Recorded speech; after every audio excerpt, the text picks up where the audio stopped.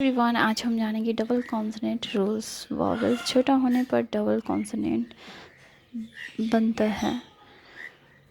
ये आईएनजी ये डिसाइड करते हैं ग्रामर टेंसेस, और ये कंटिन्यूअस टेंस में आता है आईएनजी।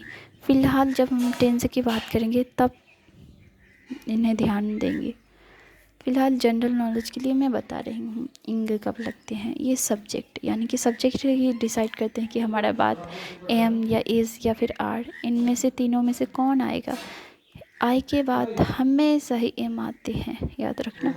और आई के अलावा she is, he is, it is, ये तीनों इज़ आते हैं। उस ये दोनों ही सिंगुलर होते हैं और प्लूरल आर होते हैं, जैसे वी आर, दे आर, ये प्लूरल होते हैं।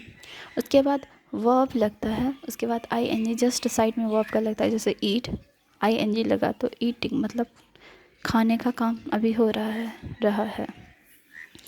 एग्जाम्पल है आई एम ईटिंग, मैं खा रही हूँ।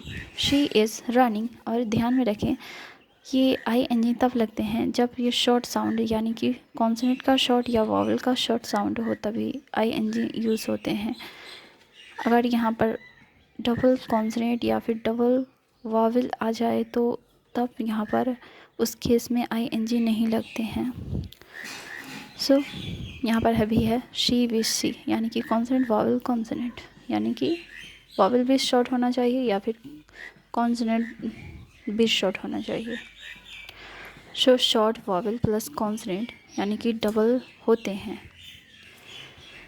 ईडी ये कब लगता है, जब कोई काम ऑलमोस्ट ख़त्म हो चुका है, पूरा तरह से फिनिश्ड हो चुका है, तब लगते हैं। जैसे वॉक, वॉकड, और प्ले, प्लेड। ईडी ये ड, ड, त, ये तीन टाइप का साउंड प्रोड्यूस करते हैं। ई आर और ई एस टी रूल समझते हैं। ई आर ये ज़्यादा बताते हैं और ई एस टी ये सबसे ज़्यादा बताता है, यानी कि मोर या मोस्ट। जैसे टॉल, टॉलर, टॉलेस्ट। मैंने 3 लकीर यहाँ पर खींची हूँ और एक छोटा सा लंबा है, उसके बाद उससे थोड़ा सा बड़ा लंबा है, और ये दोनों से सबसे ज़्यादा लंबा ये है, इसीलिए मैं यहाँ पर नाम दी हूँ टॉल, टॉलर, टॉलेस्ट।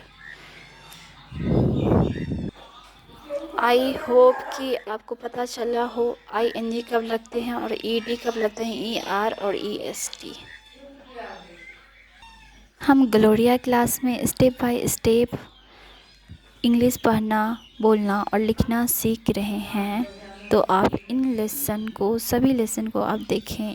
एक से स्टार्टेड है, जहाँ तक भी जाए आप वहाँ तक का लेसन आप देखें और ध्यान में रखें क्या बोल रहा है, क्योंकि मैंने यहाँ छोटी छोटी ऐसी ऐसी बात बताई हूँ जो कि और कहीं पर हार्डली ही सुनने को मिलता होगा,